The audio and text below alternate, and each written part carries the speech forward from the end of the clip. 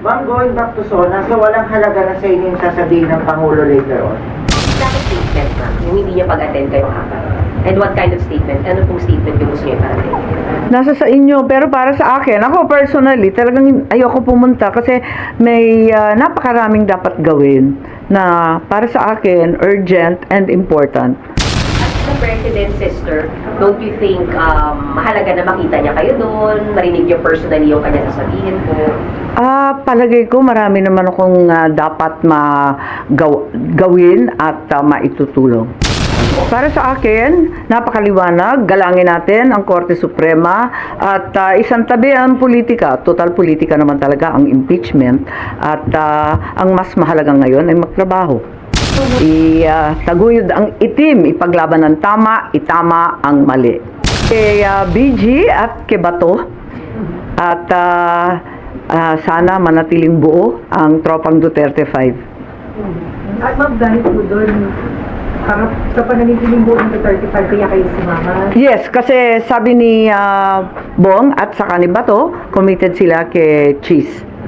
So, sunod-sunuran na lang po kami. So, ano expectation mo, ma'am? Are you hoping na hindi na maulit yung nangyari sa 2025 budget at the risk? Well, yes, at sana igalang rin ang mga rules ng kada committee dahil sana hindi na maulit ang nangyari doon sa Foreign Relations Committee. Bumalik ka ng SONA mamaya sa Hindi na ako pupunta dahil naka-schedule pa rin ang walang kamatayang Nutribus at iba pang pagtulong sa ating mga nasalanta ng bagyo. Pupunta ako sa ilang school building at school houses kung saan yung mga bata nag-iintay ng pagkain, ng school supplies na nasira. Pupunta na lamang ako doon. Naka-schedule kasi yun eh. Tuloy-tuloy po kami nag-umpisa nung nauna doon sa bagyong Krising. Pero saan na po inaasahan nyo sa SONA ng PDM? Well, para sa akin, tama na yung magagarang damit at fashion show, tama na yung mahaba at pagarbong mga seremonya, tama na yung mga motherhood statements at ang walang katapusang mga datos na hindi naman nararamdaman sa ibaba. Gawa na lang tayo ng to-do list, ng lista ng gagawin sa mga susunod na taon. Simpleng-simple lamang ang pagkain. Ito nga, ang flood control na trilyon na ang nawawala at nalunod sa baha. At ang kalusugan at edukasyon ng kada Pilipino. Gawa na lang tayo ng homework list, yun na lang tayo. Sana ganun na lang kasimple. Ma'am, hindi kayo attend pero makikinig kayo. Siguro. Oo.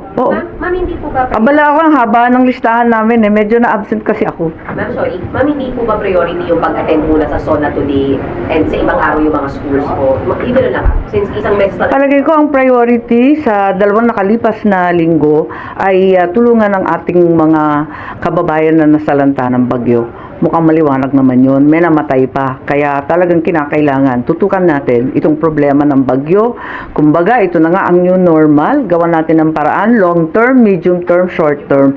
Dahil hanggang ngayon, wala pa naman ako nakikitang maayos na plano. As the President's sister, don't you think mahalaga na makita niya kayo doon, marinig niyo personally yung kanya sasabihin po?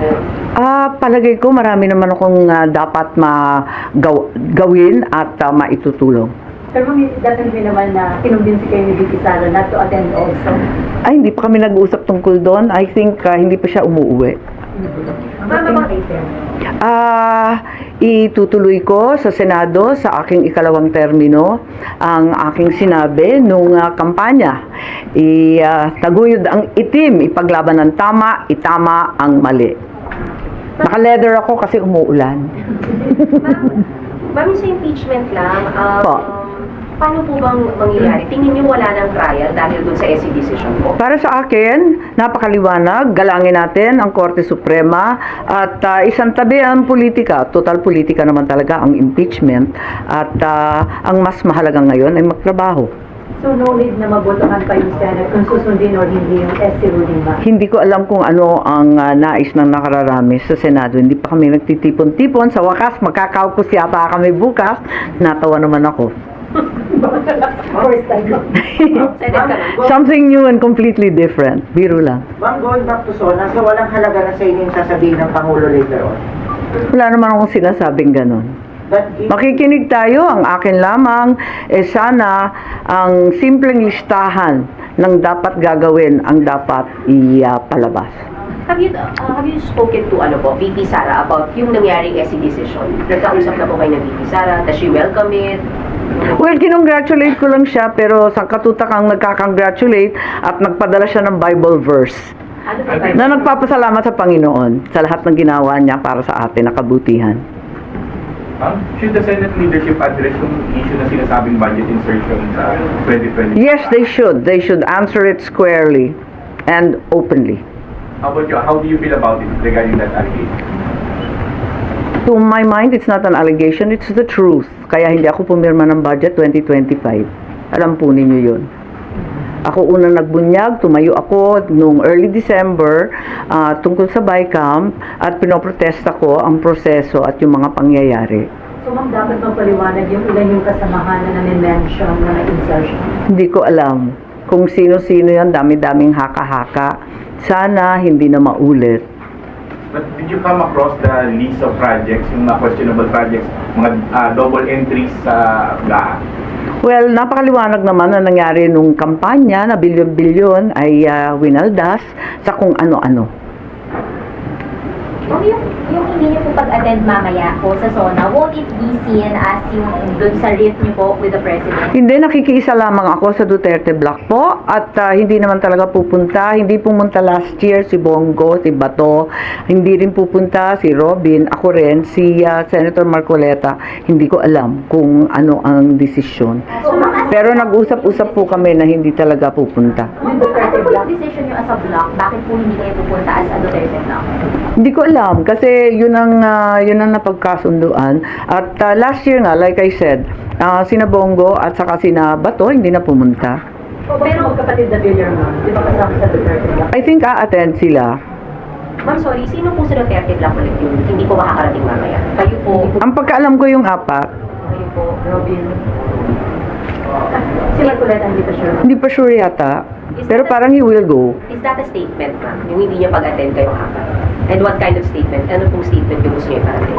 Nasa sa inyo, pero para sa akin, ako personally, talagang ayoko pumunta kasi may napakaraming dapat gawin na para sa akin, urgent and important. Yung sa SONA, makikinig naman tayo. Alam ko na ilalathala naman lahat ng mga sasabihin ni Presidente sa ating mga pahayagan, sa radyo, sa TV. Mababasa naman namin yon at masusundan. Samantalang yung mga nangangailangan ng tulong, hindi na makakapag-intay. Okay. Okay. Salamat, ma'am. Thank you! Bye-bye! Where's SP? Di ba siya dapat una?